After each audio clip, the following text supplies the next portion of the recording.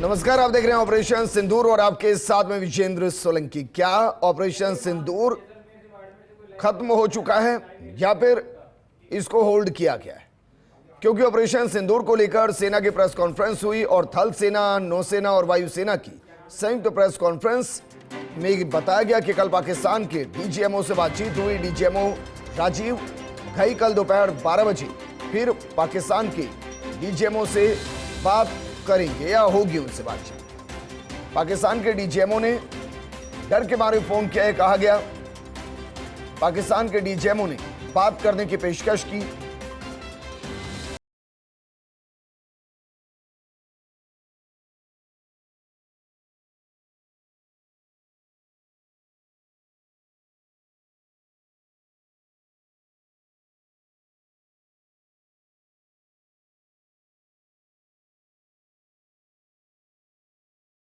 DGMO से बातचीत हुई। पाकिस्तान के डीजीएमओ ने सीजफायर की इच्छा जाहिर की। सीजफायर उल्लंघन पर सेना को कार्रवाई के लिए फ्री हैंड दिया गया है। अगर आज रात सीजफायर तोड़ा तो तगड़ा जवाब देंगे।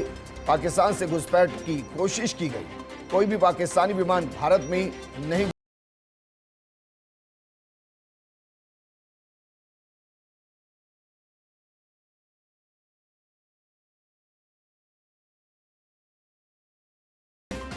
That we achieved total surprise, and those strikes across those 9 terror hubs left more than 100 terrorists killed, including high-value targets such as Yusuf Azhar, Abdul Malik Rauf, and Mudassir Ahmed of IC-814 and the Pulwama blast.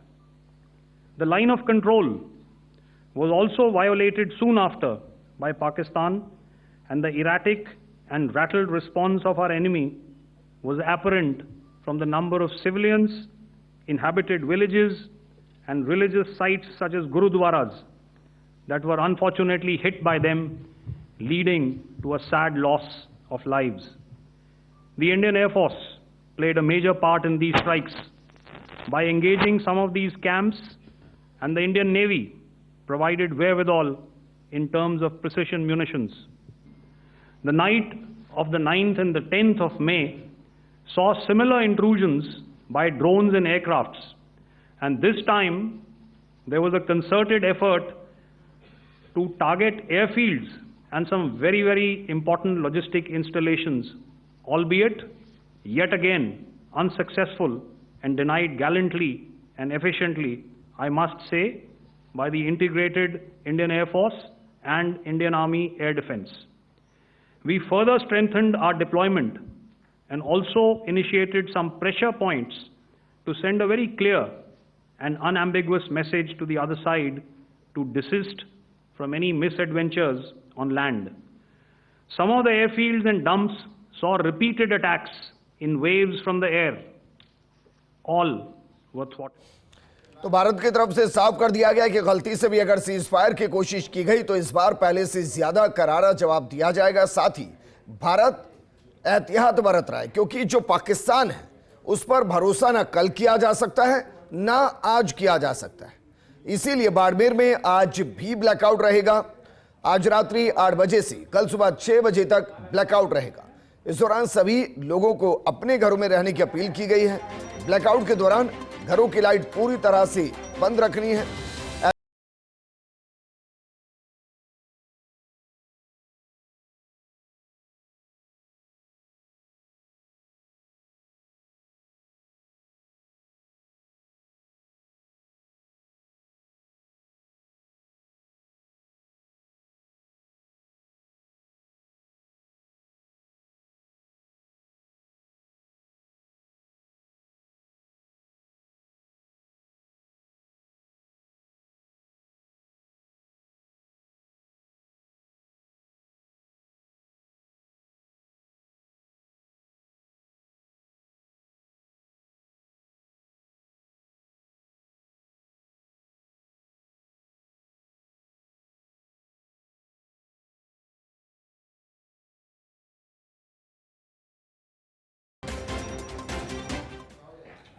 Barmer से हमारे सहयोगी अशोक सेरा जुड़ गए हैं और जैसलमेर से हमारे सहयोगी विनोद सिंह चौहान जुड़ गए हैं।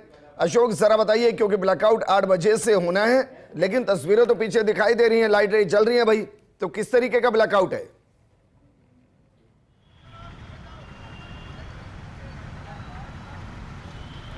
बिल्कुल, देखिए जिस तरीके से एहतियात के तौर पर आज जिला कलेक्टर ने ये आदेश जारी किए हैं कि जिस तरीके से कल सीज फायर का उल्लंघन हुआ था उसको देखते हुए आज जो है एहतियात के तौर पर ब्लैकआउट रहेगा।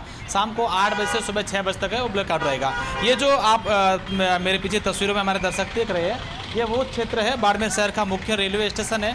अभी जो रोशनी आपको आज दिख रही है, ये पुलिस और प्रशासन की जो गाड़ियाँ हैं वो शहर में लोगों से अपील करने जा रही है कि भाई आप बंद करिए। और कुछ लोग जो हैं अपने प्रतिष्ठान बंद कर घरों के लिए निकल रहे हैं, उनकी ये बाइक और गाड़ियां हैं वो है, बल्कि बाकी जो दुकानें सारी हैं वो पूरी की पूरी पूर्णतः बंद हो गई है। रोड लाइटें एक भी चालू नहीं है, लोगों ने अपने घरों की लाइटें सारी बंद कर दी है। ये वाहनों की लाइटें हैं जो लोग अपने घरों की तरफ जा रहे हैं। इसके अलावा आप देखिए मेरे सहयोगी गिरीश दिखाएंगे कि यहाँ पर पुलिस के जो अधिकारी हैं वो किस तरीके से जो सवाल ये नहीं है, सवाल की गंभीरता को जरा समझना चाहिए, बाड़मेर को समझना चाहिए भाई। ऐसा नहीं है कि घरों की लाइट बंद कर देंगे तो कंप्लीट ब्लैकआउट हो जाएगा।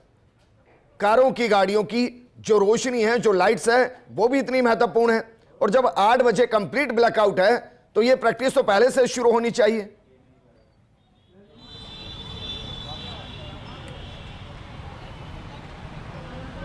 बिल्कुल बिल्कुल आप ठीक कह रहे हैं कि ये कहीं ना कहीं एक लापरवाही दर्शाती है। जिस तरीके से प्रशासन ने साफ तौर पर कह दिया है और पिछले 4 दिन से लगातार कह रहे हैं, क्योंकि कल आज हल्का सा ये लगा, पूरा दिन जो सामान्य था तो लोगों में कहीं ना कहीं जो था कि भाई चलो अब कुछ नहीं होगा, और उसके बाद से ये था कि भाई आपको 8 बजे बंद करना है। तो अचानक से लोग जो हैं वो धीरे धीरे उन घरों की ओर निकल रहे हैं, लेकिन कहीं ना कहीं लोगों की साथ के साथ साथ तमाम उन लोगों की भी कहीं ना कहीं लापरवाही दर्शाती है जिनको पालना करवानी है। क्यों 4 दिन से हम देख रहे हैं, पिछले 5 दिन से लगातार पाकिस्तान है वो नापाक हरकतें कर रहा है, खतरा टला नहीं है और किसी समय किस जगह पर क्या हो जाए ये भी नहीं कह सकते। यही तो सवाल है, क्या है कि उनको किसी को एहसास नहीं हो रहा है। 8 बजे जब हमारी सेना ने सबको न्यूट्रलाइज जो किया, भगवान ना करता कि 1-2 अगर गिर जाते तो इनको एहसास होता कि ब्लैकआउट का मतलब क्या होता है और रोशनी होने का मतलब क्या होता है और उससे कितना थ्रेट होता है।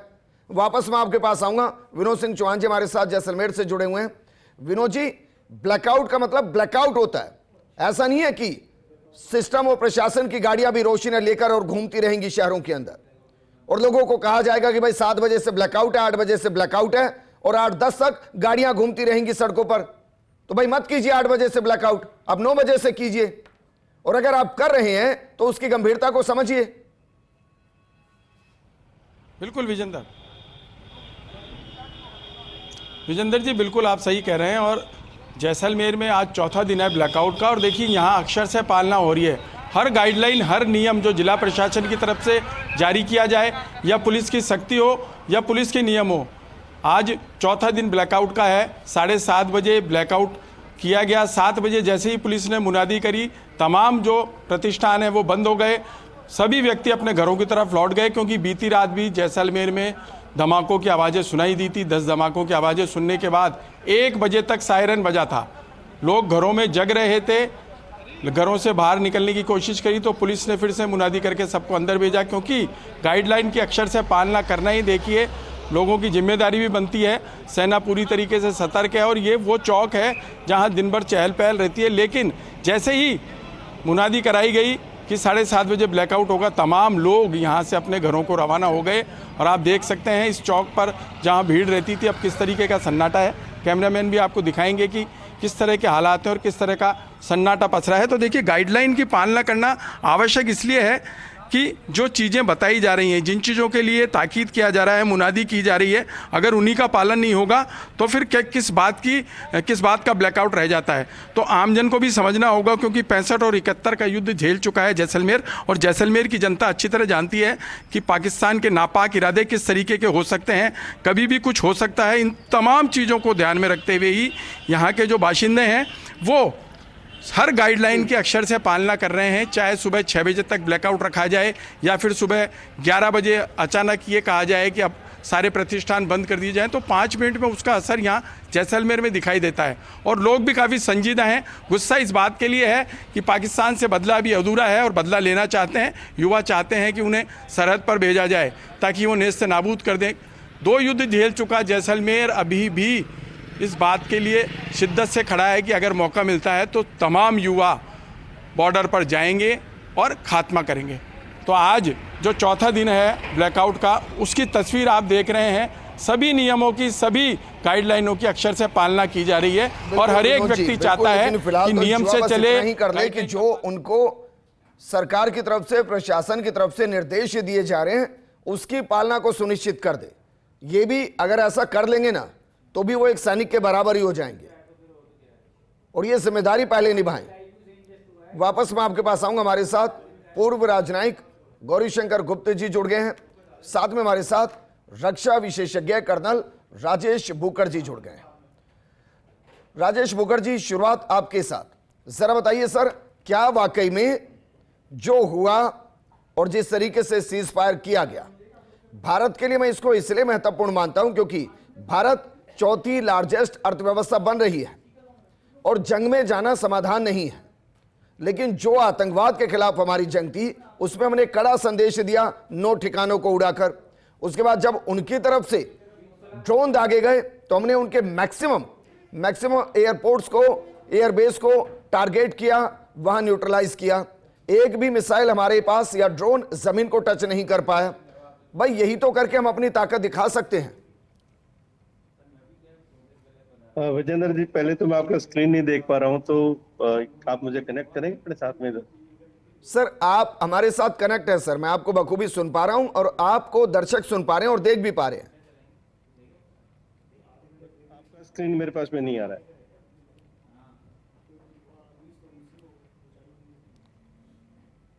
हेलो, हाँ आप बोलिए सर, आपको सुन पा रहे हैं सब। हाँ, आपको देख भी पा रहे हैं। ऐसा है विजेंद्र जी, जब जैसे कि पहलगाम अटैक को हम बात करें, 22 अप्रैल को जब अटैक हुआ था, उससे पहले भी हमारे ऊपर पाकिस्तान के नापाक इरादे हम बहुत पहले भी देख चुके हैं। उन 2009 में भी, उससे पहले भी, 99 के बाद में कहीं न कहीं एक प्रॉक्सी वॉर पाकिस्तान ने हमारे साथ शुरू किया हुआ था। कई बार हमने उसका रेस्पॉन्स भी दिया, रिएक्ट बालाकोट का रेस्पॉन्स दिया, उसके बाद में हमने सर्जिकल स्ट्राइक भी करी। पर ये जब पहलगाम का इनोसेंट सिविलियंस को मारने की जो नापाक हरकत थी, वो तकरीबन 4 साल के गैप के बाद में एक नया, हमारे लिए भी थोड़ा सा शायद शौक था।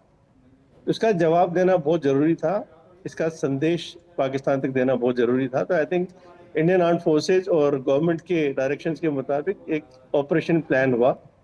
उस ऑपरेशन की प्लानिंग बहुत बढ़िया, सटीक और बिल्कुल एक जिस प्रोफेशनल तरीके से की जाती है वो करी गई। जाहिर था कि पाकिस्तान इस पर रिएक्ट करेगा। उन्होंने रिस्पॉन्ड किया और जब रिस्पॉन्ड किया तो उसका जो काउंटर हमने रिटेलिएशन दिया, जब उन्होंने इस चीज़ को एस्केलेट करने की कोशिश की तो उसका जो जवाब हमने पहली रात को दिया, जब आपने 100-150 किलोमीटर अंदर मिसाइल्स के मार से उनके एक्यूरेट मिलिट्री इंस्टॉलेशंस को भी डिस्ट्रॉय किया, जो कि आज आपने ब्रीफिंग के दौरान देखे भी हैं और जो दिखाए गए विद प्रूफ कि ये इनका डिस्ट्रक्शन था।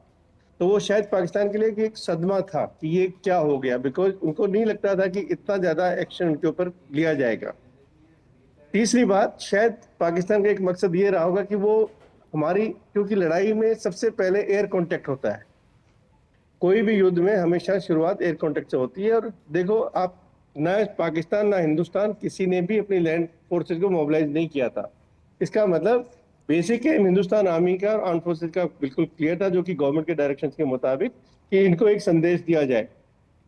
जब उन्होंने देखा कि आपके एयर डिफेंस सिस्टम बिल्कुल ही पेनिट्रेट नहीं कर पाए और उल्टा उनको बहुत ज्यादा नुकसान हुआ, तो उन्होंने फिर सेकंड नाइट में फिर दोबारा ये एक हमला किया जो ड्रोन्स के मुताबिक था। ड्रोन्स भी इनके सारे के सारे वेपन ओरिएंटेड नहीं थे, इनके ज्यादातर ड्रोन्स सिर्फ रैकी और हमारे यहाँ से इंफॉर्मेशन लेने के लिए थे या हमारी कैपेबिलिटीज को असेस करने के लिए ड्रोन्स इन्होंने मारे। 1-2 जगह मिसाइल्स करी जो हमने इनको बिल्कुल ही सारी मिसाइल्स को न्यूट्रलाइज कर दिया। देश के अंदर एक माहौल बना, लोगों ने सरकार का साथ दिया, आर्म फोर्सेस के साथ खड़े रहे और एक डिसिप्लिन जो नजर आया पहले 3 दिन की लड़ाई के दौरान, वो शायद देश के लिए बहुत दिनों बाद जरूरी था। आई थिंक ये सारे मैसेज हमारे जो दिए गए वो अचीव हुए। जो टारगेट आपने सोचा था वो कहीं न कहीं हमारे को अचीव होता नजर आया। और पाकिस्तान की तीसरे दिन के बाद तो 9 तारीख की रात को जो स्ट्राइक हुई है सुबह सुबह, जिसमें सारे एयर बेसिस इनके के बिल्कुल नजदीक जाके हमारे गोले मिसाइल गिरे, तो शायद उनके समझ में आया कि ये मामला गंभीर है। और इस पर्टिकुलर मौके के बाद जो 10 तारीख की घटना हुई, जिसके अंदर शाम को 5 बजे के आसपास ये सीज फायर का डिक्लेरेशन हुआ, मैं उसकी सीज फायर की वजह और उसके अंदर जो घटनाक्रम उस पर नहीं जाना चाहूंगा, लेकिन इतना ही कह सकता हूं कि जिस गवर्नमेंट ने और आर्म फोर्सेस ने एक प्लान तरीके से पाकिस्तान को मैसेज दिया, शायद वो उनके इंटरनल डिसीजन के मैट्रिक्स के द्वारा एक प्रोफेशनल तरीके से सीज फायर को एक्सेप्ट किया गया। जब डीजीएमओ पाकिस्तान का फोन उनके पास में आता है, तो एक जिम्मेदार देश की जिम्मेदारी निभाते हुए शायद हमने सीज फायर को एक्सेप्ट किया। अब सीज फायर का मतलब ये नहीं कि अगर आप आगे, हमने वो राइट अपने पास में रखा कि अगर आपने हमारे ऊपर, हमारे देश के अंदर कोई भी छेड़खानी करी या कोई भी आतंकवादी हमला किया, तो आपको डेफिनेटली इसका आंसर दिया जाएगा। और वो आंसर किस लेवल का होगा, वो राइट अपना राजेश देश मुखर्जी, रिजर्व रखता है। आप इस पूरी टाइमलाइन में एक चीज भूल रहे हैं सर। भाई सीज फायर की घोषणा के बाद रात को क्या तमाशा चला था फिर, जब ड्रोन्स फेंके गए उनकी तरफ से? क्या वो सीज फायर का उल्लंघन नहीं था सर? कि इसका मेरा व्यू इसमें ये है सर कि अगर आप इस घटनाक्रम में देखो तो चाइना का पहले 3 दिन तक रोल एक ऑलमोस्ट न्यूट्रल या कोवर्ट सपोर्ट का था।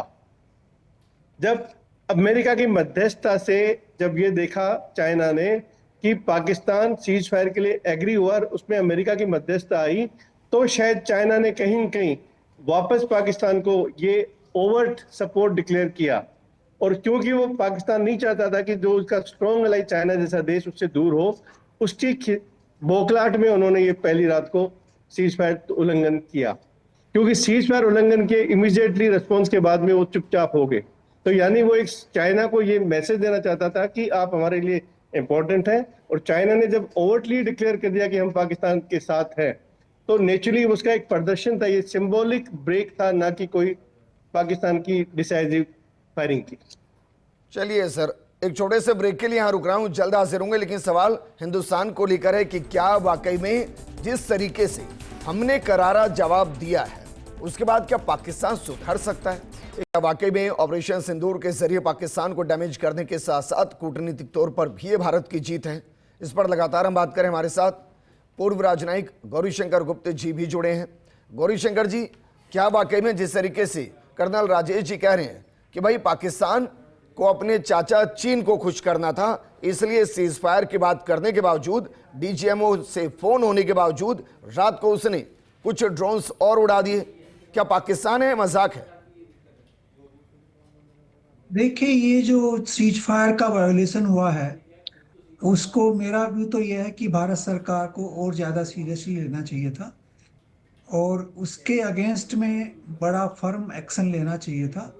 और हो सकता है कि हमको सीज फायर को कैंसिल भी कर देना चाहिए था, हो सकता है, क्योंकि इस तरह की घटनाएं टॉलरेट करना एक अच्छा उदाहरण नहीं है। इससे पाकिस्तान को अननेसेसरी बल मिलता है और वो इसको अपनी जीत के रूप में प्रोजेक्ट करते हैं। दूसरा चीज़ यह है कि जो जनाजा हुआ था कुछ आतंकवादियों का, उसमें आपने क्लियरली देखा कि एक आतंकवादी उसको लीड कर रहा था और मिलिट्री के काफ़ी लोग उसमें पार्टिसिपेट कर रहे थे। तो उस चीज़ को बड़ी गंभीरता से हमें लेना चाहिए। और उसको जब सीज फायर की बात चल रही थी, या भारत कल जो मीटिंग होगी उसमें ये क्लियरली मेंशन करना चाहिए कि ये जो आतंकवादी थे जो बचे हुए हैं, उनको आप हमें हैंडओवर करिए, और अगर हमें नहीं हैंडओवर करते हैं तो किसी इंटरनेशनल एजेंसी को हैंडओवर करिए और उनके अगेंस्ट में मुकदमा होना चाहिए और उनको सज़ा मिलनी चाहिए। क्योंकि ये आतंकवादी भारत के ही अगेंस्ट में नहीं है, उनको इंटरनेशनली भी यूएन ने भी और अमेरिका ने भी आतंकवादी घोषित किया हुआ है। तो इन चीज़ों के ऊपर हमें थोड़ा फर्म एक्शन लेना पड़ेगा, नहीं तो पाकिस्तान जो है इस पूरी चीज़ को अपनी विक्ट्री के रूप में देखता रहेगा। तीसरी चीज़ जो है, वो जो सीज फायर का अनाउंसमेंट हुआ, वो हमारी जनता ऑलरेडी इस पे ऑब्जेक्शन कर रही है कि सबसे पहले ये प्रेसिडेंट ट्रंप ने अपने एक्स हैंडल पे डाला। तो ये इसका ऐसा इंटरप्रिटेशन लिया जा रहा है कि उन्होंने मध्यस्थता करके इसका सीज फायर करवाया, जी जबकि सच्चाई ये बिल्कुल नहीं होगी, क्योंकि हम भी अमेरिका के कांटेक्ट में रहे हैं, हमारे विदेश मंत्री भी रहे हैं, उनके विदेश मंत्री भी रहे हैं, बातचीत चलती रहती है। वो जो कहना चाहते हैं कहते हैं, हम सुन लेते हैं, हम जो कहना चाहते हैं वो सुन लेते हैं, लेकिन उनकी मध्यस्थता से सीज फायर हुआ हो ऐसा मैं नहीं मानता। इसलिए मैं ये कहता हूं कि इस चीज को थोड़ा क्लैरिफाई कर देना चाहिए हमें ऑफिशियल स्टेटमेंट से कि ये जो सीज फायर हुआ है वो हमारा बायलैटरल जो डायलॉग हुआ है, जो डीजीएमओ पाकिस्तान ने हमारे डीजीएमओ से बात की है और रिक्वेस्ट किया है कि वो सीज फायर में इंटरेस्टेड है, उसके बाद ये हुआ है। तो ये 2-3 क्लैरिफिकेशन हमें इश्यू करने चाहिए, और अगर सीज फायर का अब उल्लंघन होता है कहीं जी। भी, तो हमें वापस उस सीज फायर का जो एग्रीमेंट है उसको इमीडिएटली कैंसिल करके और फुल फ्लैज हॉस्टिलिटी के रूप में आगे आना चाहिए। नहीं, लेकिन सर ये सवाल तो अमेरिका से भी है कि भाई सबसे पहले आप पोस्ट करके कहते हो कि भाई देखिए सीज फायर हो गया, और उसके बाद फिर पाकिस्तान चाइना के कहने पर ड्रोन उड़ाता है, इधर अटैक करता है, तो क्या उसको पाकिस्तान के साथ जो F-16 की डील है या जो अपने फाइटर जेट्स है, क्या उनको कंट्रोल नहीं करना चाहिए? नहीं, देखिए मेरे को लगता नहीं कि F-16 उन्होंने यूज किए होंगे, हो सकता है किया भी हो, लेकिन वो ओपनली नहीं मानेगा। हमारी सर ओपनली माना है उसने, माफ कीजिएगा सर, F-16 पाकिस्तान की ऑफिशियल प्रेस कॉन्फ्रेंस में माना गया है कि F-16 को मारा गया है, और एक भी नहीं है, दो तो F-16 अगर ये डैमेज हुआ हुए। है तो अमेरिका जो है इसके ऊपर एक्शन क्यों नहीं ले रहा है, ये चीज हमें अमेरिका के साथ रेज करनी चाहिए। और दूसरी चीज, जो आतंकवादी अभी भी बैठे हुए हैं पाकिस्तान में और जो इंटरनेशनली डिक्लेयर्ड आतंकवादी हैं, उनको सजा देने के बारे में भी पूरी बात होनी चाहिए। ठीक, ये जो स्पेकुलेटिव चीज है कि कल उन्होंने सीज फायर हो सकता है चाइना को दिखाने के लिए वायोलेट किया हो, इसमें मेरा पूरा विश्वास नहीं है। मैं नहीं मानता कि ऐसा उन्होंने किया होगा। तो क्या ललकार रहा है सर वो या कि तो देखिए हम सीज फायर भी करेंगे और सीज फायर का उल्लंघन भी करेंगे, जो करना है कर लीजिए। हाँ, उन्होंने यही दिखाने के लिए किया होगा कि हमने ये करने के बाद भी हम सीज फायर का उल्लंघन कर सकते हैं। ये अपनी जनता को दिखाने के लिए किया होगा कि हमारे में इतनी शक्ति है। तो ये एक इंटरनल पॉलिटिकल मैसेज हो सकता है, लेकिन हमको जो है ना, हम एक रेस्पॉन्सिबल स्टेट हैं, लेकिन फिर भी हमारी डिक्लेयर्ड पॉलिसी यह है कि आतंकवाद पे 0 टॉलरेंस होगी। तो आतंकवाद का जहां भी उपयोग अभी भी दिख रहा है, और मिलिट्री और आतंकवादियों के बीच में जो सांठगांठ दिख रही है, आई थिंक उसको हमें हाईलाइट करना चाहिए। सर तो कितना ये करीब highlight बाकायदा तो करके सबूत दिए, Western IMF world को भी सबूत दिए, उसके बाद क्या हुआ? 8500 करोड़ रुपए रिलीज कर दिए। आपको ये भी तो देखना पड़ेगा ना कि अंतर्राष्ट्रीय हम कहाँ हैं, और चाइना पाकिस्तान के साथ कितनी मजबूती से खड़ा है और बाकी देश कितने छुपकर खड़े हैं। आप समझिए ना, आप सोचिए जरा, सऊदी अरब का विदेश राज्य मंत्री जिस दिन पाकिस्तान में बैठा होता है, उसकी सुबह सुबह फतह को दिल्ली की तरफ दाग दिया जाता है। कैसे मान लिया जाए कि सऊदी अरब भारत के साथ है, खुलकर साथ है? नहीं, एक बात इस बार बड़ी क्लियरली आई थी साथ में कि सभी देशों ने इस चीज को माना है कि जिस कंट्री के ऊपर आतंकवादियों का कोई भी एक्शन होगा, उस कंट्री को अपने आप को डिफेंड करके उनके अगेंस्ट में एक्शन लेने का अधिकार है। ये चाइना ने भी माना है और सारे वेस्टर्न कंट्रीज ने माना है।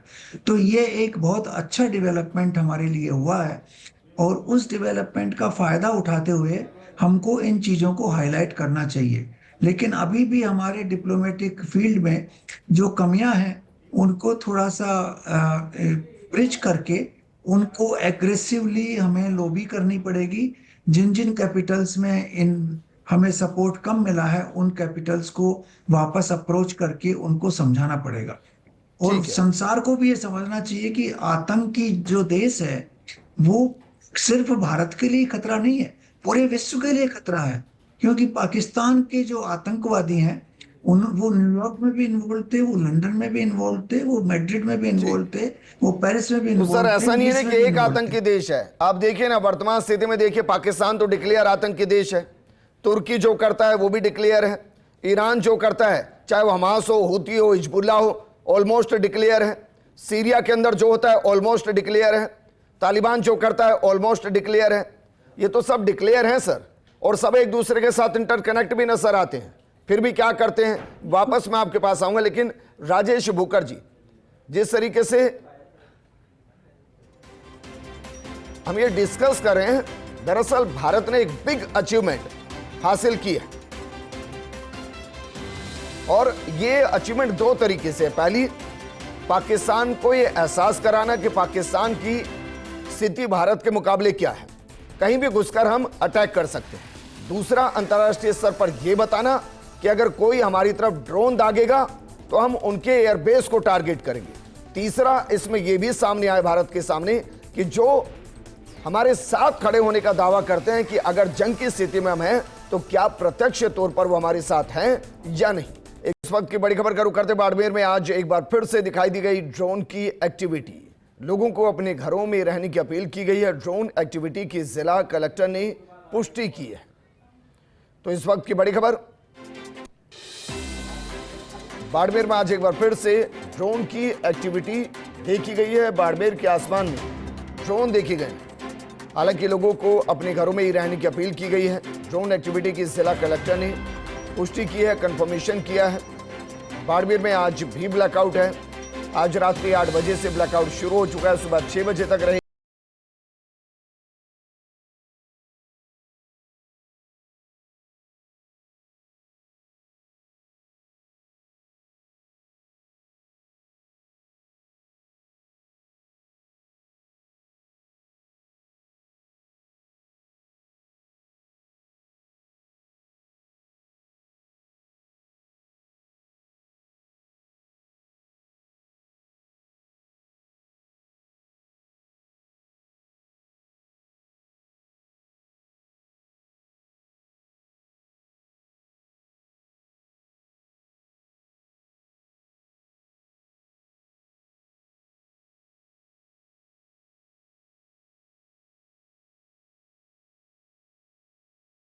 से स्वीकार किया। तो उसके बाद अगर पाकिस्तान ये नापाक हरकतें लगातार कर रहा है तो क्या ये उकसावे की रणनीति के तहत हो रहा है या वो भारत के संयम को टेस्ट कर रहा है।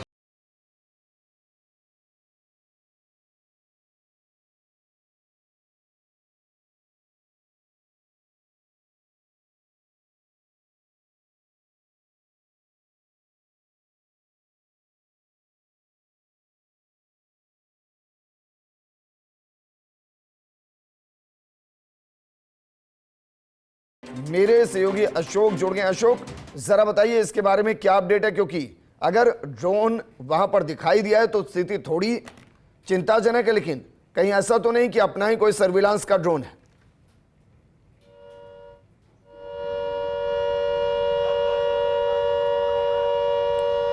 देखिए विजेंद्र जी, अगर बात करें तो ये लगातार आज तीसरा दिन है जब ड्रोन की एक्टिविटी है वो ठीक 8 बजे के आसपास देखी गई है।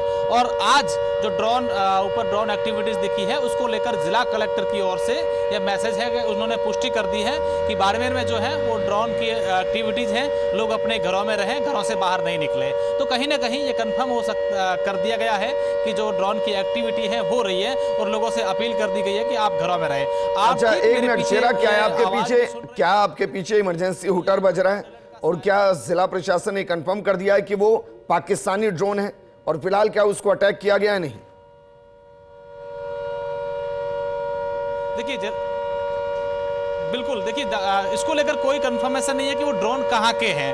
ड्रोन एक्टिविटी आसमान में दिख रही है, ये जिला कलेक्टर ने कंफर्म किया है, उस पर अटैक हुआ है, ये अभी तक इस प्रकार की कोई सूचना या कोई पुष्टि नहीं है, लेकिन ड्रोन है इसकी पुष्टि कर दी है। और आप मेरे पीछे जहां मैं खड़ा हूं वहां आप सुन रहे हैं, हमारे दर्शक भी, कि सायरन की आवाज़ है। तो कहीं ना कहीं लोगों को एहतियात के तौर पर अपने घरों में रहना है, बाहर नहीं निकलना है, पैनिक नहीं होना है। हमारी सेना, हमारा जो देश है, हमारे एयर डिफेंस सिस्टम है वो मुस्तैद हैं, क्योंकि हम लोग देख रहे हैं पाकिस्तान लगातार पिछले 4-5 दिन से इस प्रकार की नापाक हरकतें कर रहा है और उसे बार बार मुंह तोड़ जवाब दिया जा रहा है। आज जिस तरीके से एक बार फिर ये था कि ठीक है, आज बैठक सीज फायर की बात हुई है, उसके बाद से ये भी कहा गया कि आज ऐसी कोई नहीं है और आज शांति रहेगी। लेकिन उसके बावजूद ये जो आज का ड्रोन की एक्टिविटी बाड़मेर में दिखना ये कल्पना से परे है। अब देखने वाली बात होगी कि देखिए जनता का जो गुस्सा है वो लगातार फूट रहा है, लोग सहमित हैं, अपने घरों में हैं, लेकिन ये बार बार पाकिस्तान की इस नापाक हरकत से जो है वो नाखुश है। ठीक है, लेकिन अशोक शेरा व्यक्तिगत मैं मानता हूं कि भाई अभी इसको कंफर्म करना सही नहीं कि पाकिस्तानी ड्रोन है नहीं, क्योंकि जिला प्रशासन भी इसको कंफर्म नहीं कर रहा। हो सकता है एहतियात के तौर पर हमने ही ड्रोन को उड़ाया ताकि हम ये चेक कर सके कि ऐसा तो नहीं है कि उधर की तरफ से कोई हरकत करने की कोशिश की जा रही हो, ये भी हो सकता है। हालांकि हम चाहेंगे कि आप जल्द इसको कंफर्म करें कि ये पाकिस्तानी ड्रोन था या नहीं।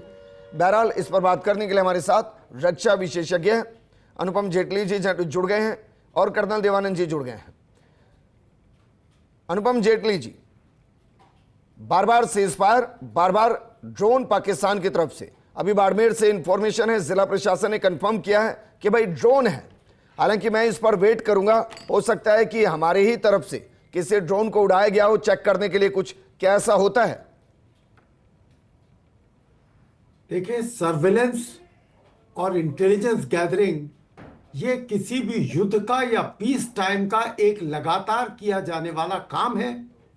और हम अपने ड्रोन उड़ाएंगे, अगर पाकिस्तान का ड्रोन हवा में है तो हवा में रोम करने के लिए नहीं आया है, वो अटैक करने के लिए आया है। और अगर पाकिस्तान का ड्रोन होता तो हमारी एयर डिफेंस जब सैकड़ों ड्रोन तोड़ चुकी है तो उसको भी तोड़ती।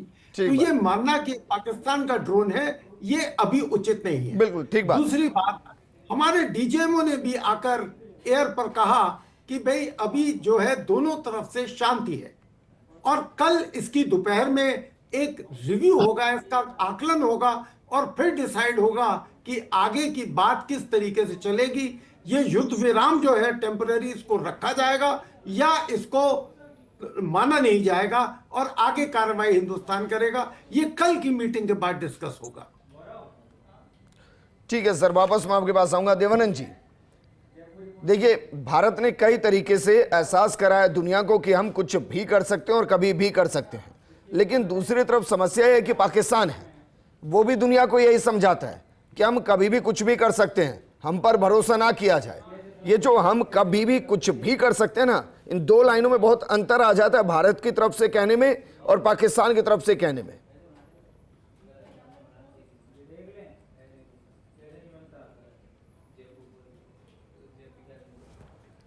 देवानंद जी, क्या मुझे सुन पा रहे हैं? चलो उनको वापस जोड़ेंगे। अनुपम जेटली जी, भाई जब भारत ये कहता है ना कि हम कुछ भी कर सकते हैं, कभी भी कर सकते हैं, तो वो एक संयमता के साथ कहने वाली लाइन है। पाकिस्तान खुद को डाउट करा के कहता है, वरना सोचे ना, दोपहर में गिड़गिड़ा रहा है, शाम को ड्रोन भेज रहा है। अब मैं इससे पहले बात कर रहा था तो मेरे पैनलिस्ट ने कहा कि भाई चाइना ने उनको धमकाया पाकिस्तान को कि भाई आपने सीज फायर के लिए गिड़गिड़ाया क्यों, हम आपके साथ खड़े हैं। तो चाइना को खुश करने के लिए, क्योंकि चाइना का भी एक मोटा इन्वेस्टमेंट पाकिस्तान के अंदर है, उनको खुश करने के लिए उन्होंने 10 ड्रोन और उड़ा दिए। अब मेरा सवाल यह है कि भाई पाकिस्तान अगर कठपुतली है तो या तो चाइना की होगी, अमेरिका की, दोनों की एक साथ तो नहीं हो सकती। देखिए, पाकिस्तान को समझने के लिए कई लोग कहते हैं कि पाकिस्तान में आर्मी जो है वो नंबर 1 है, सेकंड टू नन है। ये बात सही है, मगर ऐसा क्यों है ये लोग इस पर ध्यान नहीं दे रहे। मैं क्योंकि खुफिया तंत्र में रहा हूं इतने समय, मैं आपको समझाता हूं जी। पाकिस्तान की 65 से 70% इकोनॉमी फौज के हाथ में है। Production, service sector, banking, cement, fertiliser, food processing, construction, mining, ये सारे सेक्टर आर्मी ने अपने हाथ में किए हुए हैं पिछले 40-45 साल से। और आज 65 से 70% पाकिस्तान की इकोनॉमी जो है वो फौज के हाथ में है। ठीक। अगर फौज दरकिनार कर ले तो पाकिस्तान जो है वो धराशायी हो जाएगा, अपने आप बैंकरप्ट हो जाएगा। इसलिए फौज की वहां पर इतनी से है। इसलिए चाहे नवाज शरीफ के 3 टेन्योर उनको लाना, उनको सैक करना, गिलानी को लाना और सैक करना, और उसके बाद इमरान खान को लाना, और जैसे ही इमरान खान ने कहा आर्मी बैक टू बैरक्स, उन्होंने इमरान खान को भी हटाया। तो आर्मी जो है पाकिस्तान की वो अपने देश में नंबर 1 है। ठीक। और रही बात चाइना की, तो चाइना जो है वो इस समय सीज फायर नहीं, चाइना की सोच दूसरी है। चाइना के JF-17 और बाकी हथियारों का, PL-15 का, उनका बहुत बड़ा एक जो कॉन्ट्रैक्ट है वो अफ्रीका के साथ बात चल रही है। अगर इस युद्ध में उनका हथियार ज्यादा नीचे जाता है तो उनके जो है विदेशी कॉन्ट्रैक्ट और बिलियंस ऑफ डॉलर के कॉन्ट्रैक्ट खत्म होंगे। अगर आप देखें F-16 टूटने के बाद अमेरिका ने दबाव डाला कि आप हमारे F-16 युद्ध में इस्तेमाल नहीं करेंगे, ये केवल आतंकवाद के खिलाफ करने के लिए दिए हैं। तो ये पाकिस्तान की मजबूरी है, ये उनकी मजबूरी है, और इस मजबूरी की वजह से पाकिस्तान जो है अपने केवल सर, मुझे इससे कोई फर्क नहीं पड़ता कि भाई पाकिस्तान की क्या मजबूरी है क्या नहीं है। मुझे इससे फर्क पड़ता है कि अगर भारत कुछ कह रहा है तो उसको माना जा रहा है, नहीं माना जा रहा, और अगर नहीं माना जा रहा तो हम क्या जवाब दे रहे हैं या नहीं दे रहे हैं। मुझे इससे क्या फर्क पड़ता है कि 2 कौड़ी का पाकिस्तान क्या कर रहा है, किसके कहने पर कर रहा है। कर्नल देवानंद जी, भाई मुझे इससे फर्क पड़ता है कि जब तीनों सेना के अधिकारी आकर कहते हैं कि सीज फायर है, तो देश ने कहा सीज फायर है, और वो पाकिस्तान जो रो रहा था, गिड़गिड़ा रहा था, वो कहता है हम सीज फायर नहीं मान रहे, वो ड्रोन दाग देता है। फिर हम कह रहे हैं कि सीज फायर है। अभी खबर है बाड़मेर से कि ड्रोन फिर नजर आया, हालांकि मैं उसको कंफर्म नहीं कर पा रहा हूं। प्रशासन ने यह तो कंफर्म किया है कि ड्रोन फ्लाई कर रहा है, उन्होंने ये कंफर्म नहीं किया कि वो पाकिस्तान का है या भारत का ही कोई ड्रोन है। लेकिन आप कैसे पाकिस्तान को ट्रस्ट करें? बार बार DGMO की बैठक हो रही है, बातचीत हो रही है। विजेंद्र जी, जहां तक मैं समझ पा रहा हूं, देखिए जो ये कल 5 बजे से लेकर के जो सीज फायर की जो बात भारत में चली थी, और उसके उपरांत रात को पाकिस्तान ने गोलाबारी की, ड्रोन भेजे, बड़ी संख्या में ड्रोन भेजे, और उसके बाद ब्लैकआउट हो जाता है भारत में इंफॉर्मेशन का। और उसके बाद थोड़ी थोड़ी खबर आती है, DGMO मिलिट्री अधिकारी अपनी अपनी बात कह रहे हैं। पर मैं एक चीज बताना चाहूंगा कि जो ये भारत की तरफ से स्टेटमेंट आ रहे हैं, हम चाहे जैसे कर ले, वो कर ले, घुटनों के, ये बातें मैं मानता हूं देश के नागरिकों में एक ऐसी भावना पैदा कर रहे हैं। और मैं भी जो कट्टर राष्ट्रवादी हूं, मैं कभी भी देश की नेगेटिव चर्चा नहीं कर सकता। हर उस व्यक्ति का विरोध करता रहा हूं जो आदमी हमारे राष्ट्र से कोई उसका मनोबल कम करने का प्रयास करता है। पर कल रात से मैंने देखा कि जितने लोगों से मेरी चर्चा हो रही है, विद्वानों को छोड़ देते कि देखिए विद्वान तो विद्वान होते हैं साहब जी, और वो तो पर एक चीज है, गड़बड़ कहीं है जरूर।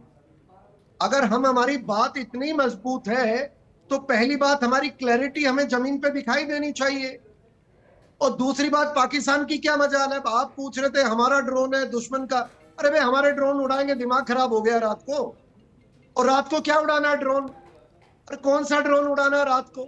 पर मैं देख रहा हूं कि विद्वान बहुत बड़ी बड़ी चर्चाएं कर रहे हैं हिंदुस्तान में, पर ये हमको कोई नहीं बता रहा है।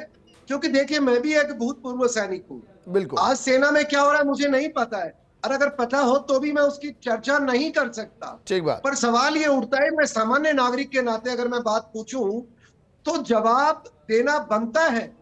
इतना बेवकूफ आजकल हिंदुस्तान में कोई नहीं है।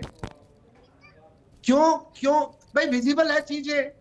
कल रात को ड्रोन आए, जो ऑफिशियल स्टेटमेंट आया कि भाई कुछ नहीं हुआ।